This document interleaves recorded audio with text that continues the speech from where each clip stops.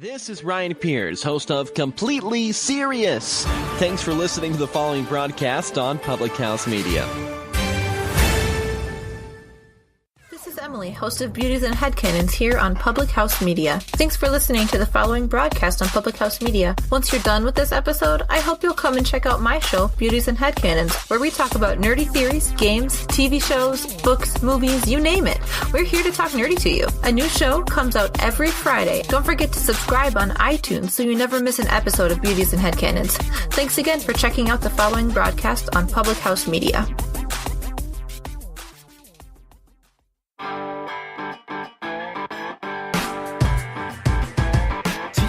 Just see a character on the screen and think, man, I wish I could be him.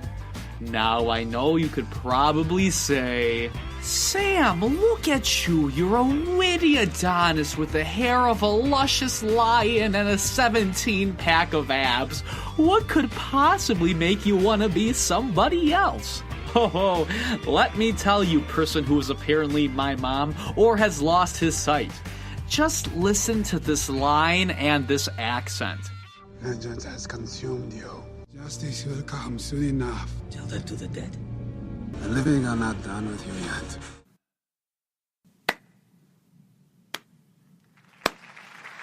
Yes. Yes. Yeah. Let me tell you something. I'm a pretty young guy. I know that. But that, by far, is probably one of the most coolio, terrific, spectacularly awesome lines in the last 3 decades of movies. I haven't been alive that long, but I feel confident in making that claim. Captain America: Civil War was a stellar entry into the Marvel Cinematic Universe for its serious story, amazing sequences, and of course the characters. It was in Civil War we were introduced to T'Challa, the Prince of Wakanda. His character arc was one of the strongest in the film, though he didn't have the most screen time. The story was heartbreaking but poignant. And come on, when you go toe-to-toe with a 100-time heavyweight world champion, seriously, this guy is old, Captain America, you're doing something right. Like the scene where he lunges after Bucky on a motorcycle, this guy, he can really kick some of that booty. I believe that's the first time I've ever said booty on Cinema Stories. There's no possible way of knowing. So when they announced the Solo film to come out in 2018, I got pretty excited to see the calm yet debonair T'Challa back on the silver screen. Does Black Panther rise to its critical acclaim? Does he top his great work in Civil War? Am I going to insert a large gaping ring into my lip like one of the characters in Wakanda? No, but his costumes were pretty amazing. Hi everyone, my name's Sam Kirby. I'm with Public House Media. They make this very show possible. Make sure you check out their other incredible content. And guess what show it is? Oh, I don't know what it is. Guess. Oh, I don't know. It's Cinema Stories. Yeet. Where we talk, you guessed it, movie and TV news and reviews. Today, we talk the critically acclaimed MCU film, Black Panther. Now, I know it came out a week ago, and you probably have heard a plethora of reviews of it, but you know, let's chat. Let's talk it up, because I have to say, I enjoyed this movie. May the venerable Sam Kirby approach the bench. Now, I believe anyone, me, you, that one dude with that ring in his lip who dressed so greatly, anyone can review a movie by analyzing 5 key aspects of filmmaking: plot, direction and cinematography, character, and performance. Now, though the plot has many of the usual derivative Marvel beats, the story really took me by surprise. For the first time in a Marvel movie for a while, I was surprised to find out I didn't know where it was going. Sure, it had the final fight scene with someone in a similar technologically advanced suit, but the story leading up to it, really riveting. And the plot takes its time. You're introduced to the advanced African country of Wakanda, and you're sucked into the rituals and the traditions. There are some really interesting aspects to this film, and a lot of it comes up naturally from the world building of Wakanda. The sequences where T'Challa is challenged for his throne are action-packed, and it feels like an actual tradition from this culture. But it's not throw some action at the screen and see what happens. There are some sequences like that for sure, but the first scene on that cliff is gorgeous to look at, engaging, it ties into the plot, and is thrilling even though it takes its time. The story just flowed so well in this film. I appreciated its slow build-up to find where we were going. You don't see that too often in an MCU film. The family drama, the inter-kingdom struggle for power, it's riveting. I'd recommend the film for its story alone.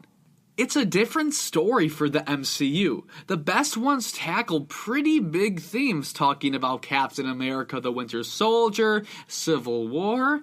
There's some ham-fistedness for sure, but I appreciated that this film was really about something, trying to be relevant. I don't think it's always clear in presenting its themes, for instance in some aspects of Wakanda's policies, but it tried to shoot above the rest, so kudos to you, movie. That is to say, it's not perfect. Though it does have a nice slow build-up, it's not necessarily focused, primarily at the end of the first act and start of the second. This is evident in the disappearance of Eric Killmonger, the primary antagonist of the film, for about 50 minutes. That's half the movie! What are they thinking, man? The scenes did contribute to the plot, but sometimes in convoluted ways, like one of the car chase action sequences. It had exciting aspects, but if you swap this scene for something tighter, maybe more attached to the characters and themes, it would have felt a bit more earned. That being said, though, this is a Marvel movie, not an indie drama, and I'm usually stupid. The story is a good one. There's a lot of intrigue, dynamics between characters, the drama relates to the characters and pushes the story along. There's some sloppiness in the second act, but I really dug the slow opening and world building. Moving on to direction and cinematography, Ryan Coogler, acclaimed director of Creed and Fruitvale Station, takes the helm of Black Panther, and he does a solid job. His thumbprint doesn't exude from this film like Taika Waititi's in Thor Ragnarok. In execution, it does feel like a Marvel movie, but it's directed fairly stylishly and competently. The drama in this film is really brought to life through the direction. Coogler does a good job directing Black Panther, inserting certain themes into the film, though the direction doesn't especially hop out at you. The cinematography's pretty good. It's pretty hit, miss, or somewhere in the middle with most MCU movies, and I'd say it's right above somewhere in the middle. I enjoy the scene in the ancestral plane. There's a majestic purple aesthetic, which made it stand out. The effects and action sequences are a mixed bag. For instance, the first action scene in Wakanda takes place at night, and it's very hard to see what's going on since T'Challa wears a black suit. Though the car chase in the middle is thrilling, it is.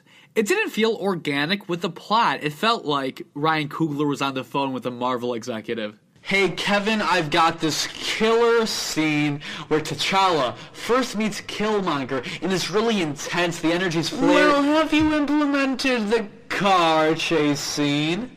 Well, no, it doesn't really fit with this story per se, but... Ryan, you have much to learn. we're Marvel. We put a vehicle chase sequence in everything. The final action sequence is interesting from a character perspective, but the effects are kind of shoddy. Again, it's the villain fighting in a similar suit like Iron Man, Iron Man 2, Incredible Hulk, Ant-Man, etc. It was great seeing T'Challa confront Killmonger at the end, though. It reminded me of The Dark Knight Rises. So you came back to die with your city? No, I came to stop you. Really bad dialogue. The direction by Ryan Coogler is very good. He relays a message and crafts a unique MCU film, even if pacing and effects leave a little to be desired. The characters are all strong in this film, as well as the performances. Chadwick Boseman owns King T'Challa. He's smooth and debonair like many heroes before him, yet wise, cool, and collected, separating himself from your Tony Starks or Stephen Strange's. Though I enjoyed his arc, and he definitely is the lead, he is overshadowed sometimes by supporting cast, which is not necessarily a bad thing. T'Challa is an interesting, different hero in this universe and should be celebrated. Lupita Nyong'o as Nakia is strong yet caring. Her character isn't as fleshed out as the others, but her chemistry and history with T'Challa is delightful, in a word. And come on, Lupita is just so charming. Okoye is a strong presence in the film. She made a brief cameo in Civil War, but now we see what she can actually do. Her inner conflict is an understandable one. She is devoted to serving the throne, even when her and T'Challa come at odds. Forrest Whitaker is prevalent to the plot? Yes, hammy. I love anything Daniel Kaluuya touches, and his character is understandable in his arc. Winston Duke is a standout as one of the tribe leaders in this film, and brings a powerful presence. Letitia Wright as Shuri, T'Challa's sister, is another scene stealer as the most intelligent person in the world. She runs the technological department of Wakanda and has a relatable, charismatic relationship with her brother. Andy Serkis. Okay, Andy Serkis is great in this movie. He's having a blast. He's insane. I love the character of Claw, and what they did with him served the plot well. Martin Freeman as Everett Ross is fine. His character isn't that interesting, though he does have some moments. The standout in this film is Michael B. Jordan as Killmonger. He's a villain with a strong backstory intertwined with the world of Wakanda. His motivations are the ones that we may actually see in our world. You believe why he would do certain things, why he wants the throne. Michael B. Jordan is electric here as per usual. His presence is indomitable. He acts as a militant yet relatable leader to T'Challa's soft-spoken demeanor, much like MLK and Malcolm X. He ties in so well with the plot, and though he's a villain in how he acts in violence, he raises an understandable platform. He is one of Marvel's best villains, up there with the Vulture and Loki. The characters and performances in Black Panther are of the highest quality, and I really enjoyed them. Black Panther is not the perfect movie many make it out to be. There are a couple of story and pacing issues. Some of the tired Marvel movie beats are there. A plethora of effects aren't believable. That being said, though, this is one of Marvel's bravest, most unique ventures yet. With an intricate story containing a strong message, engaging world building, sporting likable characters and performances, a movie-stealing villain, Black Panther becomes one of the strongest MCU films to date. Black Panther gets 3.9 out of 5. I do think that this film is one of the most dramatic, investing films the MCU has to offer. But who cares what I think? I want to know what you guys are thinking. Comment, tweet me, and message me. What did you guys think of the film? Are you excited to see it if you haven't? Please give me your opinion and let me know how I'm doing as a host while you're at it. I really appreciate the feedback. And speaking of, welcome to the next segment of Hit That Music, MC Sammy Kirbs. Oh, wait, I forgot. Yeah, Sam quit the show. I was working him too hard with playing the music for the segment, and he was fed up, packed up his Captain America toothbrush, and vanished. So yes, this is feedback. Today, we have a quick round of feedback, one comment to get to here, but I'm glad because it's one of my colleagues, someone I've spoken ad nauseum with about nerd culture. Emily Elmquist is known around these skirts as the host of Beauties and Headcanons, the one who will talk nerdy to you, and just a real cool person. I've co-hosted with her a couple of times on her show, and you should definitely check it out. Last week I asked, what are your favorite movie genres? The Cloverfield Paradox? That movie was a bit of a genre hybrid mess thingy. So I wanted to know, what are your guys' favorite genres? Emily wrote, sci-fi, fantasy, superhero, go figure, winky face. I got you, homie. Rom-com and action are probably my favorite. I don't do horror thriller at all. Just nope. Thank you, Emily. Very solid picks. Sci-fi, superhero are really what I enjoy, and they're kind of related, but kind of not. It's funny how you go to each for a certain kind of film, but they have a variety of different tropes. Oddly enough, thinking about it, I've never been into fantasy. I appreciate it for sure, but I actually haven't seen the epics like Harry Potter or Lord of the Rings. Breaking news, this just in. Cinema Story is cancelled as all of his fan base leaves and TP's Sam's house. Anyways, obviously I have to get to those. And let me say, I'm a sucker for a good rom-com. It might be scandalous to say this, but if we're separating art from the artist, Woody Allen has made some of the best rom-coms, some of my favorite movies. But if you can't get into him, that's fine. He's accused of some scummy things. I gotta say, I see where you're at with horror. But I don't know, I've been really interested in them lately. The Shining is one of my favorite movies of all time. So I like to recommend expanding palettes, but I definitely know what you mean. And often in them, I sit in a corner and cry. I reviewed The Conjuring. I know. Thank you so much for the comment, Emily. Those are some solid genres. You may have stopped listening after the Lord of the Rings comment. I did too. Don't feel bad. But yeah, check out Beauties and Headcanons on Fridays, folks, on Public House Media. Stay tuned till the end of the episode, where I'll pose the next question for next week. This has been Feedback. Now let's move on to today's Cinema Stories, the segment of our show where we talk about the latest movie and TV news floating around in Tinseltown. 2017 Oscar favorite The Shape of Water has received much controversy lately. Breaking this past week, a lawsuit has emerged accusing the producers of plagiarizing. The plaintiff is a playwright, Paul Zindel. Released nearly 50 years ago, Zindel released the play Let Me Hear You Whisper, which apparently is the basis of the Guillermo del Toro flick. Unfortunately, many of the similarities seem to line up, from minute details to massive plot points. The case is ongoing, and we're waiting to hear more details. We'll see if this affects voters' decisions on Oscar night, March 4th.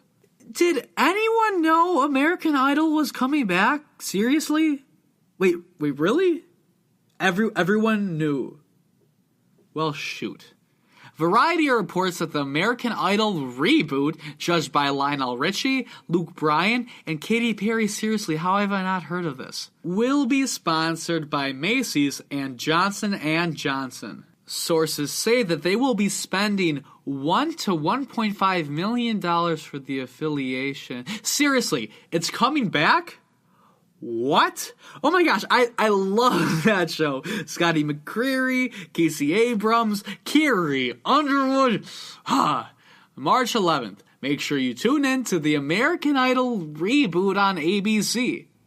Well, that's gonna go ahead and do it for this week's episode of Cinema Stories. If you like the show, please check out other episodes on Spreaker, Apple Podcasts, iHeartRadio, Google Play, and Stitcher. Downloading, playing, and sharing really helps me out a ton, so I would greatly appreciate it if you guys did that. Please comment on this podcast. Message me on social media. Let me know how I'm doing, how I can improve, what you guys want me to talk about. Check out Public House Media. They make this show possible. They have some pretty spectacular content, so be sure to stop by on their website or social media pages. Okay, here's my next question for our segment, Feedback. T'Challa is a cool, confident, courageous addition to the MCU. He's a solid character with great pathos and ethos. Who are your guys' favorite fictional heroes from any movie, whether it be Tony Stark or Jules from Pulp Fiction? Let me know and I'll shout you out the next episode of Cinema Stories. So, Black Panther was a solid Marvel flick, and it has me ecstatic for Infinity War. I mean, just the way T'Challa delivers that line in the trailer, I'm gonna try to say it like him. I'm not trying to be offensive. I'm not from Wakanda, so I'm gonna try it. Evacuate the city. Engage all defenses. And get this man a shield. Literally, that was me. Oh my goodness. He's pretty incredible in the role. Black Panther was a cool film with awesome characters, but it wasn't just the Flash. Black Panther strives to relay bigger themes and tackle prevalent issues. Even though it's not always smooth and even, I definitely recommend the film. I'll see you guys next week, and remember, just 9.5 weeks until Infinity War. Yes. We're almost there, folks. Have a great week, everyone.